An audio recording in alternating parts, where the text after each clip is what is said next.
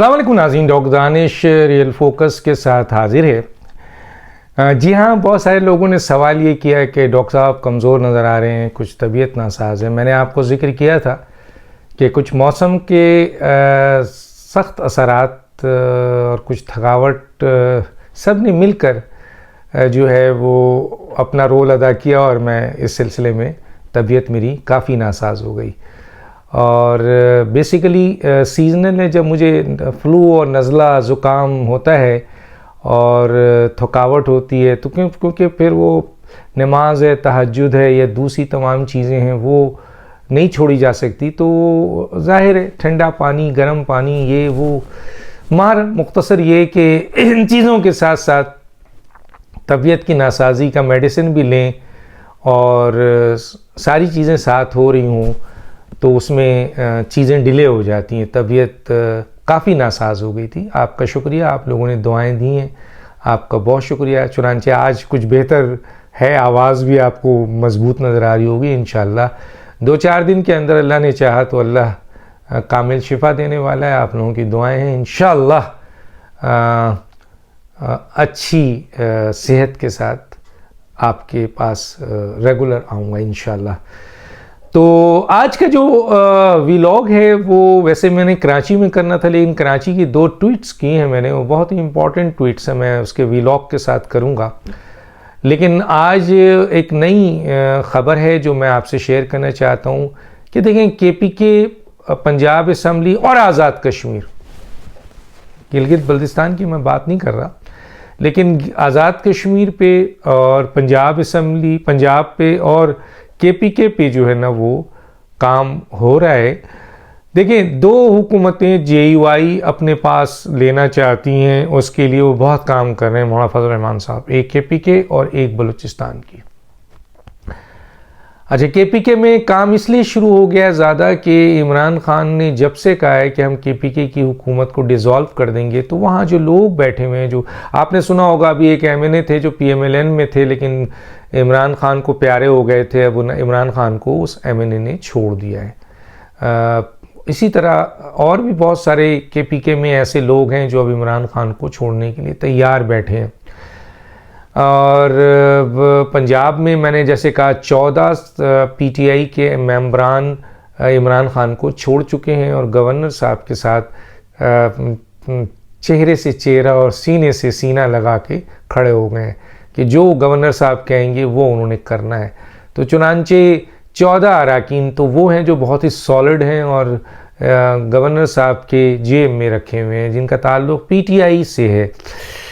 अभी जो रिसेंटली एक ख़बर आई है वो ये आई है कि जी आज़ाद कश्मीर के जो वज़ीर आज़म हैं उनके ख़िलाफ़ भी अदम एतमाद की तहरीक लाई जा रही है, वहाँ पर भी काम शुरू हो गया। मैं एक बात आपको बताता चलूँ, इस वक्त अगर सियासी जमातों में सबसे ज़्यादा कोई सियासी जमात मुतहर्रिक है, काम कर रही है और जो अपने आप को प्रोमोट कर रही है, अपनी तंजीम को लेके आगे चल रही है और सियासी कहना चाहिए हिकमत अमली से सियासी जीत की तरफ जा रही है, वो पाकिस्तान पीपल्स पार्टी है। इसमें कोई शक नहीं है। पाकिस्तान पीपल्स पार्टी ना सिर्फ सिंध के अंदर, अभी बल्दियाती लेवल पर मैं देख रहा हूँ कि उनके बड़े काम हैं, उन दावे तो बहुत हैं उनके, लेकिन नज़र नहीं आ रहा है इतना ज़्यादा, क्योंकि जमात इस्लामी में बहुत तार्रिक है। MQM के इत्तेहाद बनाया जा रहा है तो उससे ज़ाहिर है असर पड़ेगा। PTI भी दावा करती है, हालांकि सिंध के अंदर PTI में के तंजीमी नहीं है, तो काम क्या है, वो इंडिविजुअल बेसिस पे एरिया वाइज कुछ सीटें ज़रूर आ जाएंगी, लेकिन ओवरऑल कराची के अंदर PTI को एक बहुत बड़ा नुकसान ये हुआ है कि कराची में जो ज़्यादातर उर्दू स्पीकिंग या और दूसरी स्पीकिंग के लोग हैं PTI में, उनके ऊपर अफ़गान तालिबान जो हैं इस वक्त, अफ़गान तालिबान, उन्होंने कब्ज़ा कर लिया PTI पे। और जो भी जलसे जुलूस या इनके आपके कहीं कोई इजलास होता है उसमें आपको अफ़गानी तालिबान ज़्यादा तादाद में नज़र आते हैं, उनके ऊपर उनके पास झंडा होता है PTI का। और बहुत सारे PTI कराची के जो लोग हैं वो मायूस हैं और वो कहते हैं कि जनाब ये तो बहुत बड़ा हमने गलती की कि हमने PTI को सपोर्ट किया और PTI के रास्ते में इमरान खान न्याजी के ज़रिए अफ़गान जिस तरह KPK में जब उस आपके टैंक के ऊपर उछला गया और गालिम गलोच की गई, तो वो ग्रोह जो था उस वक्त वहाँ पे वो तालिबान का ग्रोह था। वो वहाँ के आपके पेशावर के पश्तून नहीं थे, ज़्यादातर जो लोग थे वो अफ़गानी थे जो वहाँ उछल रहे थे, टैंक को पर कूद रहे थे और गालिम गलोच कर रहे थे और कोर को वहाँ पर जो है वो तज़यीक़ कर रहे थे, वो अफ़गानी थे। इसी तरह कराची के अंदर जो बहुत PTI का एक हल्का जब नज़र आया इन चीज़ों में, तो अफ़गानी नज़र आए। उन्होंने जो रोड जलाया, टायर जलाए, जो कुछ भी जलाए, उनमें ज़्यादातर अफ़गानी है। तो PTI को यहाँ जो बहुत बड़ा नुकसान हुआ है वो ये है कि कराची की मुकामी आबादी जो इसमें पंजाबी भी है, सिंधी भी है, बलोची भी है, पठान भी है, उर्दू स्पीकिंग भी है, ये सब लोग अब साइड लाइन हो गए हैं और कराची की सियासत में अफ़गान तालिबान सियासत यानी तालिबान आ गए हैं और वो बड़ी तादाद में नज़र आने लगे हैं। तो अफ़गानी ने वो एरिया कब्ज़ा कर लिया है। तो अब ये इनके लिए तो बहुत बड़ा मसला है। बहरहाल पीपल्स पार्टी जो है वो पूरी पाकिस्तान में, आज़ाद कश्मीर में भी जो जोड़ तोड़ चल रही है उसमें ये सुनने में आ रहा है कि आने वाले वज़ीर आज़म जो हैं वो पीपल्स पार्टी का हो सकता है। अच्छा, अब गिलगित बल्तिस्तान में भी वो अपना काम कर रहे हैं क्योंकि वहाँ उनकी तादाद अच्छी खासी है, लेकिन जनरल बाजवा जिंदाबाद, आज़ाद कश्मीर भी इमरान को दिया, गिलगित बल्तिस्तान भी दिया, पंजाब भी दिया और सेनेट भी दिया और बहुत कुछ दिया। लेकिन बहरहाल अब तो अख्तलाफात ऐसे हैं कि इमरान खान ने सारा नज़ला बाजवा साहब पे उतार दिया है और सबकी ज़िम्मेदारी बाजवा पे डाल दी है। बाजवा साहब क्योंकि गवर्नमेंट सर्वेंट रह चुके हैं, आर्मी चीफ रह चुके हैं, 2 साल तक उनको ज़ाहिर है नहीं बोलना है, 2 साल बाद वो हकीकत बताएंगे या इनडायरेक्टली उनकी तरफ से कुछ बातें, कोई इंटरव्यू लेगा, कोई मिलेगा, कोई चुलेगा तो चीज़ें नज़र आ जाएंगी जैसे नज़र आ रही हैं। लेकिन सही मायनों में 2 साल बाद जब जनरल बाजवा खड़े होंगे तो उस वक्त बताएंगे। पता नहीं उस वक्त इमरान खान कहाँ होंगे। बहुत अहम तरीन स्टेक होल्डर्स का कहना है कि इमरान खान की सियासत ने इमरान खान को सियासी मौत दे दी है। अब इमरान खान पाकिस्तान के किसी हुकूमती ओहदे का हिस्सा नहीं बनेंगे। लोग यही कहते हैं, बहुत अहम तरीन लोग ये कहते हैं,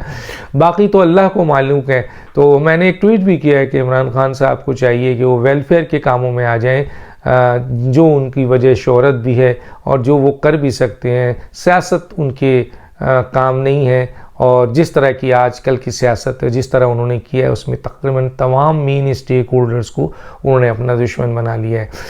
नवाज शरीफ साहब को भी पाकिस्तान आने से जो रोक रहे हैं वो उनके अपने ही लोग रोक रहे हैं, मतलब कोई गैर नहीं रोक रहा है। ना उनको जुडिशरी रोक रही है, ना उनको आर्मी रोक रही है, ना उनको कोई और रोक रही है, उनको उनके अपने लोग रोक रहे हैं। मैं किसी वक्त बताऊंगा कि कौन कौन लोग रोक रहे हैं, लेकिन नवाज़ शरीफ को पाकिस्तान आने से रोक रहे हैं। और जब तक नवाज़ शरीफ पाकिस्तान नहीं आते PMLN की तंजीमी पोजीशन बड़ी वीक रहेगी। या तो फिर मरीम नवाज़ साहिबा आ जाएं, वो भी नहीं आ रही हैं, वो भी वहाँ आराम से बैठी हैं। यहाँ हमज़ा साहब जो हैं या इनकी अपनी सियासी जमातें कोई तंजीम के ऊपर तवज्जो नहीं दे रहे। तो चुनांचे पंजाब के अंदर भी कराची जैसा माहौल आ रहा है कि वहाँ PTI की तंजीम नहीं है और वहाँ हुकूमत टूट रही है। PMLQ तंजीमी तौर पर स्ट्रॉन्ग बनना चाह रही है, PTI को नुकसान पहुँच रहा है। PMLN जो है वो कोई उनका वज़ीर या उनके तंजीमी ओहदेदार जो हुकूमत का हिस्सा है वो टाइम नहीं दे पा रहे हैं। तो चुनांचे PMLN के भी नुकसानात पंजाब में नज़र आ रहे हैं जो उस तरह की नहीं है। अभी एक खबर आई थी कि जी नवाज़ शरीफ साहब जो हैं वो बहुत बरहम है इस बात पे कि पंजाब जैसी जगह पर जहाँ PMLN की तूती बोलती थी और मरीम नवाज़ साहिबा ने नवाज़ शरीफ की गैर मौजूदगी में उसको उभारा भी था, लेकिन मरीम नवाज़ साहिबा जब से उससे गायब हुई हैं सियासी वो आपके उमैन से, जो मेन इस वक्त सियासी नज़ारा है उससे गायब हुई हैं और पंजाब और लंदन गई हैं। PMLN की सियासी तंजीमी सूरत हाल बहुत ख़राब हुई है और आज अगर PMLN की कोई इलेक्शन होता है, PTI हो PMLN हो, तो वो कारकर्दगी PMLN ना दिखा सके। चले PTI में तो इमरान खान वहाँ बैठे हैं, मुसलसल रैलियाँ और मुसलसल जलसे और जुलूस, तंजीम उनकी भी नहीं है, लेकिन वो इन चीज़ों से कम अज़ कम कवर कर रहे हैं। लेकिन PMLN में तो कोई भी नहीं है, नवाज शरीफ भी नहीं है और मरियम भी नहीं है। शहबाज शरीफ अपने हुकूमती ओहदे पे हैं, उनके वज़ीर जनरल सेक्रेटरी भी हुकूमती मसले पे, जो उनके वज़ीर हैं वो सब हुकूमत में आ गए। पंजाब में तो कोई काम नहीं है, तो नवाज शरीफ को कौन रोक रहा है, ये भी एक बहुत बड़ा सवाल है कि क्यों रोका जा रहा है। हालांकि उनके सारे मामला तो तकरीबन हल हो चुके हैं, वो कोर्ट में आए, कोर्ट में दें, तो जिस तरह मोहतरमा मरीम नवाज साहब बरी हुई, इस तरह नवाज शरीफ भी बरी हो जाएंगे। अब तो बहुत कुछ सामने आ गया है, लेकिन उनको रोका जा रहा है और उनके अपने ही लोगों की तरफ से रोका जा रहा है। अब जो सूरत हाल है वो ये है कि जी पंजाब की हुकूमत जो है वो गिरने वाली है। अभी आपने सुना होगा कि PMLN ने स्पीकर और डिप्टी स्पीकर के अगेंस्ट भी जो अदम एतमाद की तहरीक थी वो भी निकाल ली है। क्या मंशा है, क्या मतलब है, समझ में इस तरह नहीं है कि जी आपने डाली क्यों थी और डाली है तो निकाली क्यों है। ये बात, इसमें कोई शक नहीं है कि शायद 9 जनवरी को, 11 जनवरी की बजाय अब 9 जनवरी को इजलास हो रहा है और उस इजलास में परवेज़ इलाही साहब एतमाद का वोट लेंगे। एक हल्का ये कह रहा है कि परवेज़ इलाही साहब इसमें कामयाब हो जाएंगे, लेकिन मेरे बहुत करीबी हल्के ये कह रहे हैं, जो पंजाब की सियासत को बहुत करीब से देख रहे हैं और जो जिनके पास इंफॉर्मेशन भी है, वो ये समझते हैं कि परवेज़ इलाही 9 जनवरी को फारिग हो जाएंगे और 16 जनवरी को PDM का वज़ीर आला होगा, वज़ीर आला भी हमज़ा शहबाज होंगे। तो ये सूरत हाल है। और ओवरऑल इस वक्त जो कंडीशन है, फ़ौज, आज कौमी सलामती का दूसरा इजलास था, आप देखा था कि 2 कोर कमांडर की मीटिंग हुई है, कौमी सलामती का इजलास हुआ, आज फिर इजलास हुआ, इसलिए कि फ़ौज इस वक्त बहुत सीरियस है इस मकसद को लेके कि पाकिस्तान को एक दफ़ा फिर दहशतगर्दी का सामना है। और इस सिलसिले में पाकिस्तान में कई जगहों पर जो हमले हुए हैं उनमें कई कीमती जानें कैप्टन, मेजर्स और दूसरे जवानों की हुई हैं। फ़ौज इस सिलसिले में, और फ़ौज की लीडरशिप जो अहम तरीन लीडरशिप है, इसमें बड़े प्रोफेशनल लीडरशिप है इस वक्त फ़ौज की।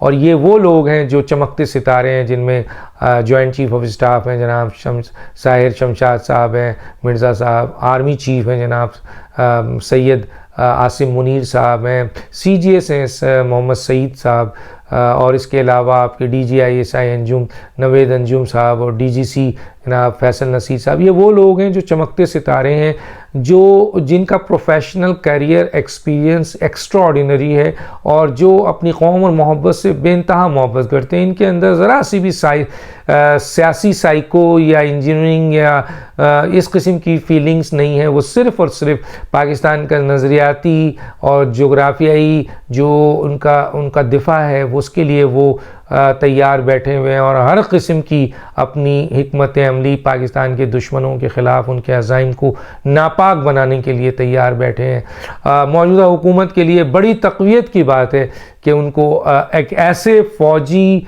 टीम मिली है जो आपके हुकूमती सियासी मसाइल में टोंटे मारने के बजाय अपने हलफ और आइन की पासदारी में काम कर रही है और हुकूमत को पूरा मौका दे रही है कि वो अपने सिविलियन लेवल पर जो आइन और क़ानून ने उनको काम दिया है वो करें। और इस हुकूमत के अंदर 9 सियासी जमातें हैं जिनका बहुत एक्सपीरियंस है, इसलिए उम्मीद की जाती है कि पाकिस्तान को इन मसाइल से निकाल लेंगे।